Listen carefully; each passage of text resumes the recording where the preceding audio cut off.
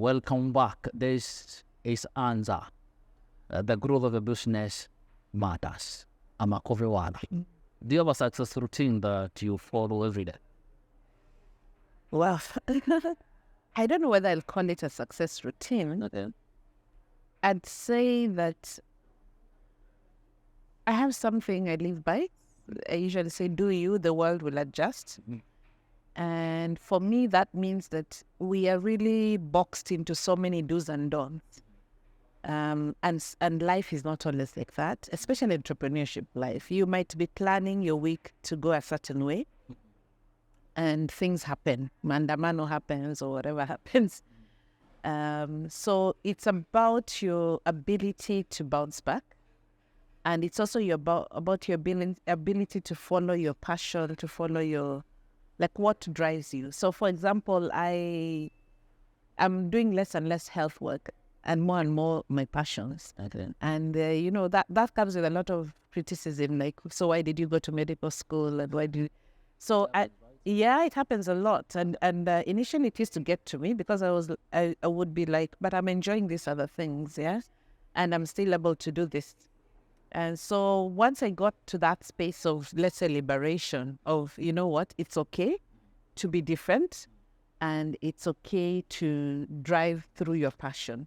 So giving yourself that permission to be you and not to try and be me as a Makove, because I have my way of living.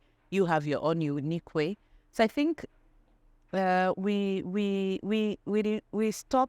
fear taking risks, or we fear venturing into things that we would want to do because of what will people say. So I think for me, that's success.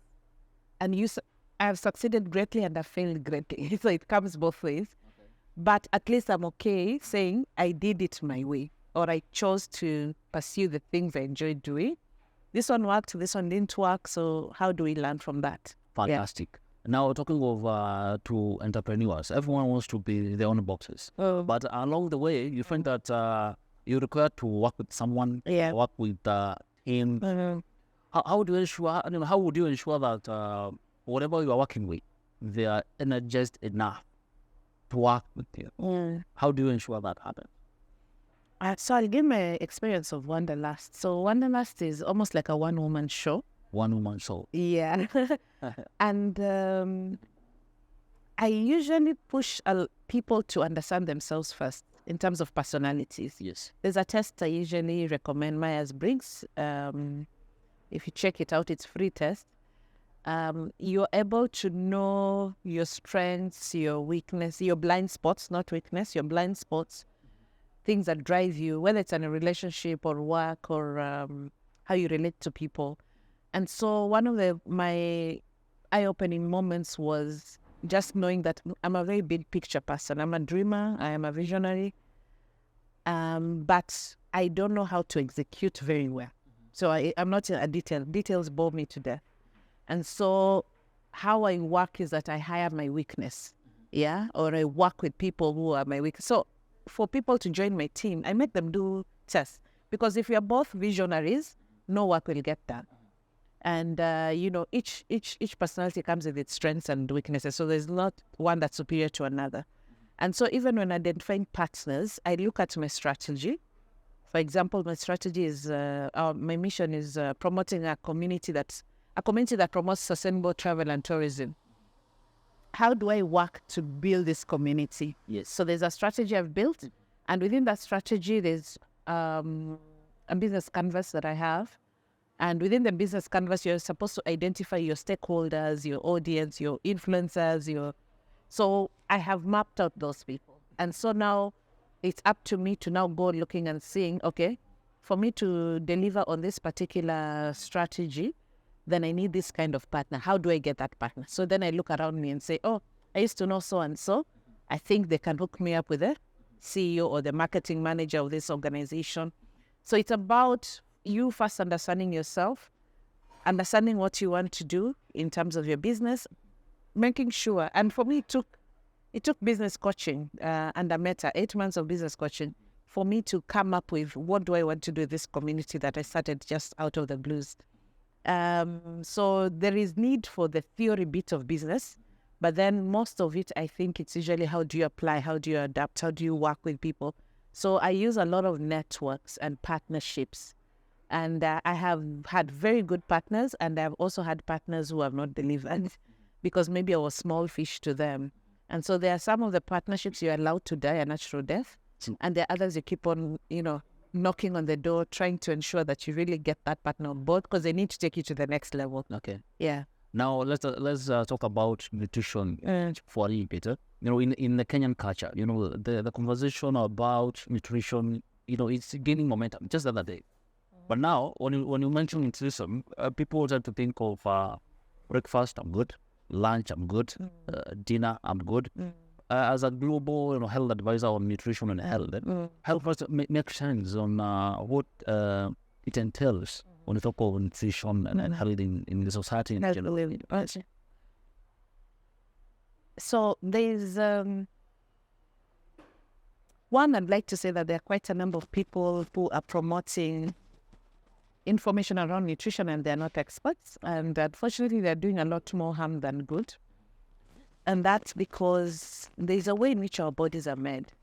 So there's a physiology, there's a way in which the body works. For example, if you sleep for 12 hours, naturally the body goes into a state of let's say, famine. Like there's no energy coming through. So it starts burning the fat that is there, or it stores the fat and then it burns. Okay. So when you wake up, that's why they say break the fast. That's breakfast, yeah? There's a need for you to replenish your energy. And my take on nutrition is usually, I'm more on the balancing side rather than saying don't eat this, do. Okay, there are things that are of course harmful to your health, for example, nicotine or excessive alcohol. But then in terms of whether to eat starch, whether to eat refined starch or natural starch, those are, I think, a lot more on preferences because I really live by the adage of you're lawyer, you only live once, yeah? So sometimes we also really go into some of these nutritional fads that you forget to live. And many of these, they send different messages to your body. For example, those who do intermittent fasting, actually your body goes into a fasting mode. And the hormones that are produced tell the body that you are in conservation mode. So some things start shutting down because they're not necessary. They're not necessarily for starvation. Like they prioritize important functions. And if you do it over a long period of time, it's actually very harmful, especially to your kidneys because of the kind of maybe toxins that are produced, yeah? So it's important, one, to get a very proper medical evaluation before getting into some of these nutritional diets. And number two, to get a nutritionist to guide you. And I think for many people, it's a matter of losing weight. And I usually tell people, you didn't gain with that weight overnight. Therefore, don't look to lose it overnight either. So it's just a balance of what you're consuming needs to be burnt. So if you're consuming and you're not burning, it will naturally turn into fat and stored. Okay. There are things also that are myths. For example, things that promise you that they'll melt your fat cells. They don't melt. Fat cells don't melt. Or that will, you are wrapped into things and so you shrink. A lot of it's psychological. And if you look at the anatomy of how your body is built, these things are not possible. So be aware also of the fads that are there. Be aware of marketing gimmicks to sell products, to sell services. Okay. So just seek professional help because sometimes you may have underlying illness and you're getting into certain diets that make the illness worse.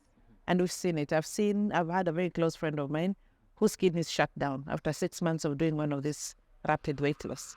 And now we are looking for a kidney for her. So the side effects happen. It's just that you wouldn't say it. I have also lost a former high school mate. And we watched her actually starving herself to death on Facebook because then she went into this very alkaline diet.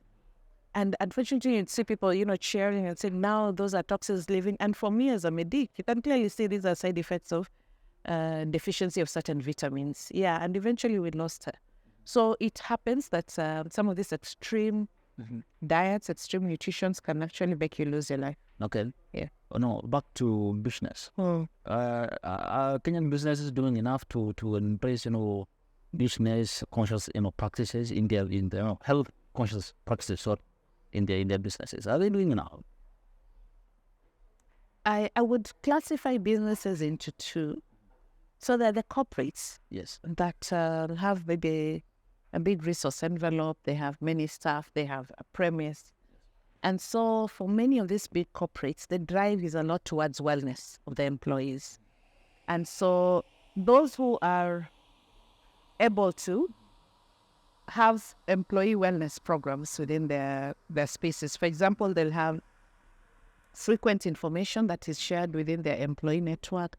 They'd have people coming to speak. They'd have them covered on medical covers that require them to have screening checks.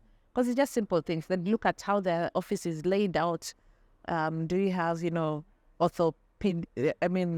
chairs that are ergonomic? So the way your body is curved, if you have very hard chairs, then you start having back problems. Even how your laptop is positioned. yes. So this is now the creme de la creme of corporates, which really invest into employee wellness. And then mental wellness is another thing. Yes. So do your employees go on offs? What times do they work? How do you balance? How do they encourage them to have social lives? So those are the programs that, all employers should seek to have for their employees. True. For the small ones, I'd say start small. For example, ensure that, people can walk around every now and then. So just tell people, every 2 hours, get up from your desk, move towards, for example, you'll place the water dispenser far away. So you don't allow people to come with their water bottles. It will force them to go. Just that simple act of waking up and going to fetch water is exercise. Because it should not be hard. Simple. Yeah, you don't need money, for that. Yeah. Even just how you paint your walls can affect people's mental wellness. Yeah. Is it bright colors that, bring out certain hormones? Is it dull? Aeration? So it's small things that build up, and there are experts that are very good at that. Or you can go Google and find out. Yes. There's a lot of information on how to ensure that there's wellness, because now we talk about wellness for your employees. And remember, wellness is both physical and mental. Fantastic. Yeah. Now, we will talk of travel, health, Yeah. and of course, travel. Yeah. Nutrition. Now, when we combine the three, do you think the government is doing enough to ensure that there is a good, cohesion between the three? Between the three. Yes. I would. So governments here, in Kenya, we have two levels of government. Yes.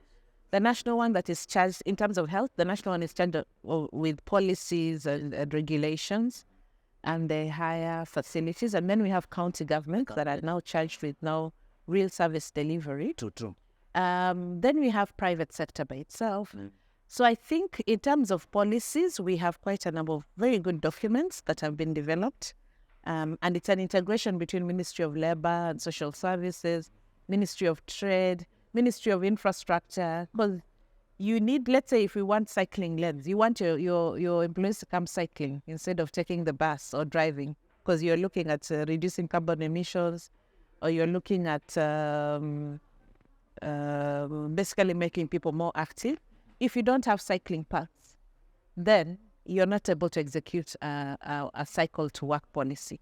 So it needs a lot of integration. Education also is there. Yes. So if you tell people it's fun cycling, because cycling used to be seen as a poor man's thing, yeah.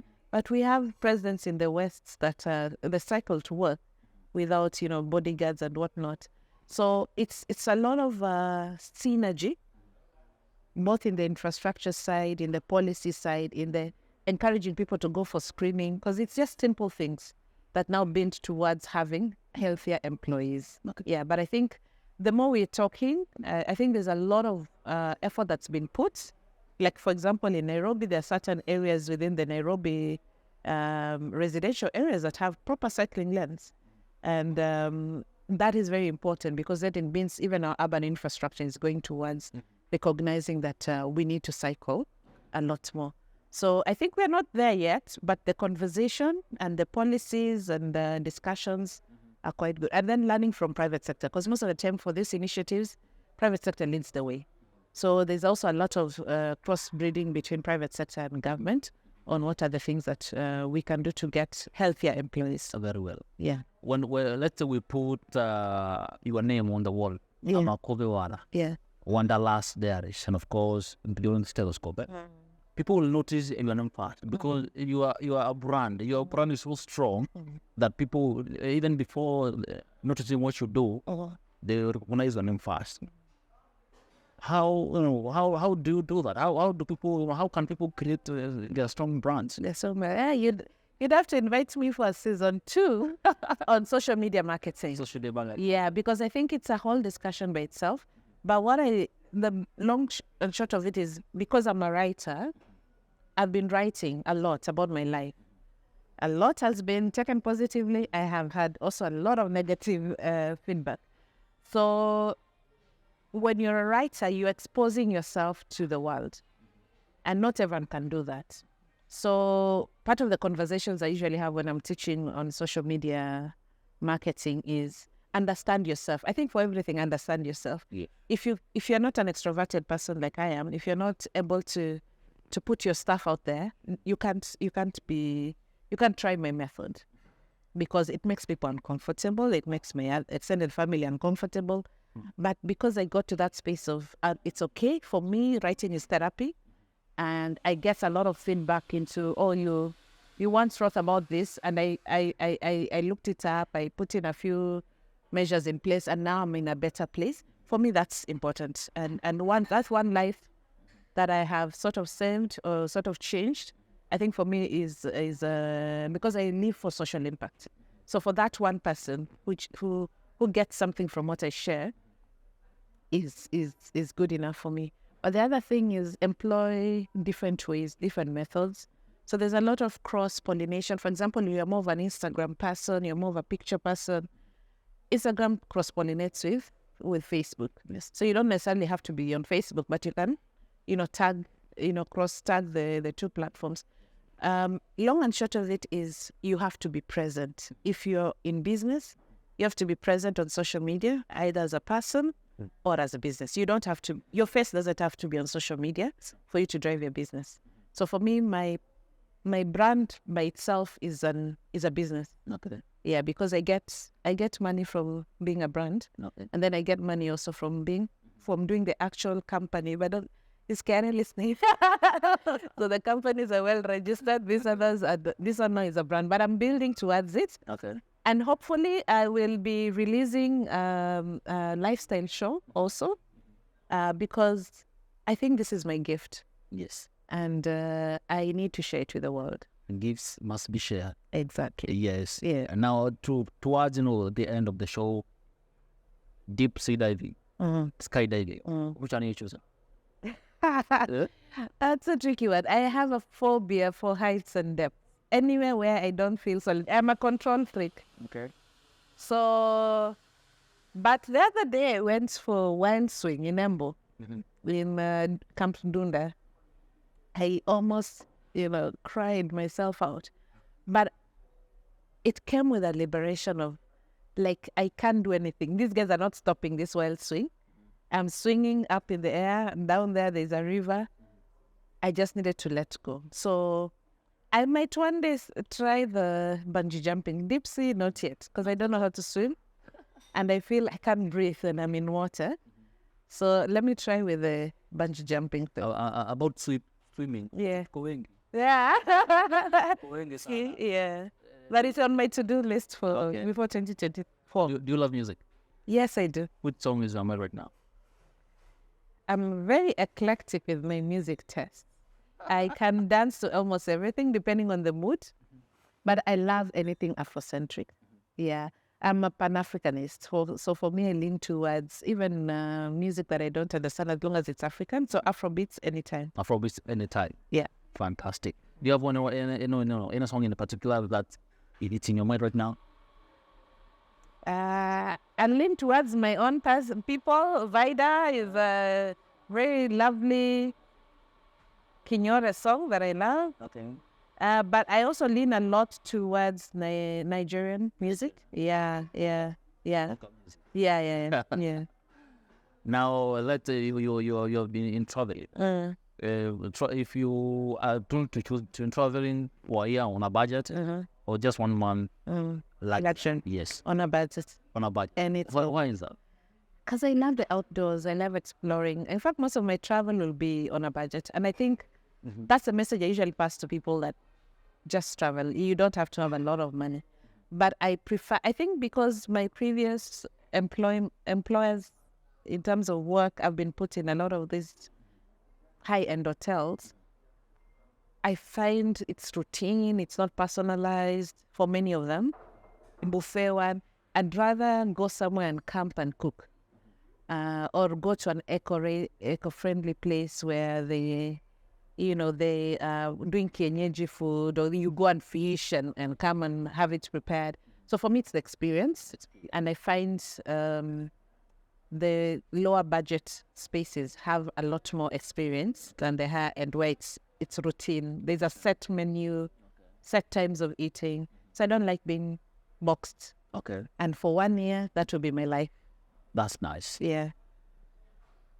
3 destinations that come what may. Lazima unaenda. Anywhere with water. Wow. A water body.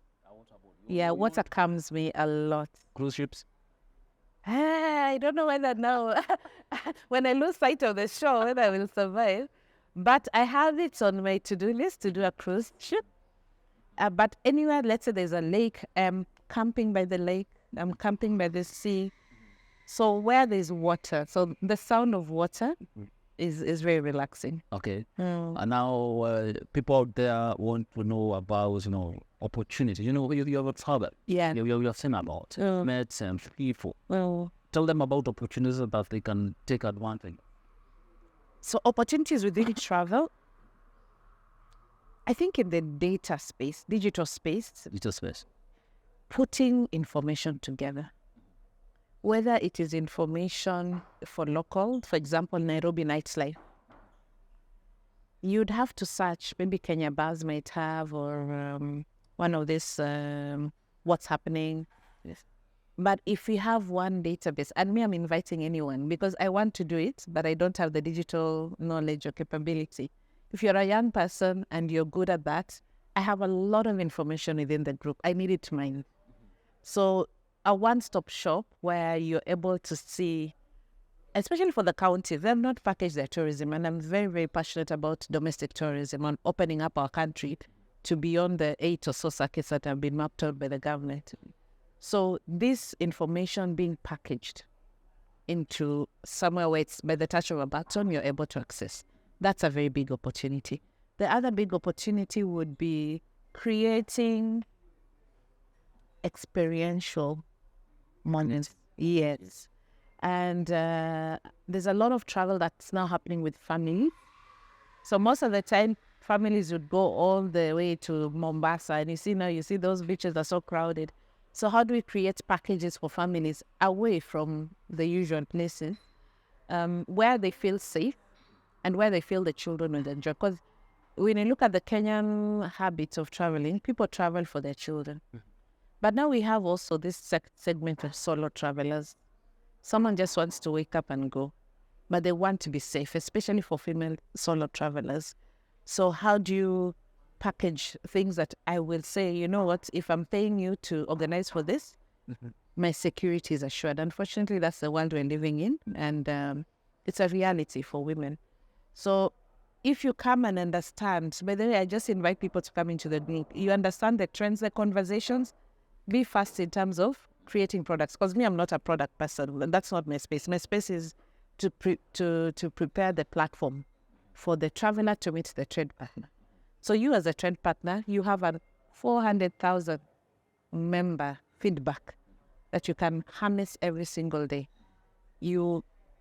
I've seen young people doing it a lot. Yeah, Chalbi Desert has opened up, Mamburuin, Malindi, West Pokot, Chebloch Gorge, and Elgeyo Marakwet. And that's because people just gather, they say, hey, this person went here. Then they go do their research, they go partner with local traders there. Before you know it, you see packages that are being created. Awesome. You're part in charge. tell these people, just give them your parting. I don't know what to say. Just give them your parting shot. So of course, this will be your camera right here. Okay. Yes. So my parting shot is turn your passion into profit. Identify your passion and find a way of solving a problem. We have so many problems in this country. Let me tell you, we can't exhaust solutions. So solve a problem, meet people at their point of need. Yeah. Thank you so much. And I think that is the best message for our very last episode. Turn your passion to profit. Amakove Wala. Yeah. It was very awesome having you on this set. Asante sana. How can people reach you? So on my Facebook profile, Amakove Wala. On Wanderlust, our contacts are there. Okay. Email is amakove@amakove.com. Fantastic. Yeah. Yes, that brings us to the end of Anza Season 1. But of course, I want to introduce the team that makes all this possible. And next. Hello guys, finally we have come to the end of Anza Season 1. And I know you have always been seeing me on this camera, but I'm telling you this. There's always an awesome team that always makes Anza possible. Camera 1, Natasha Kamu salimia watu. So her name is Natasha, anakuanga kwa Camera 1. Virginia, Kamu salimia watu. Anaitwa Virginia Mbugwa, Camera 2.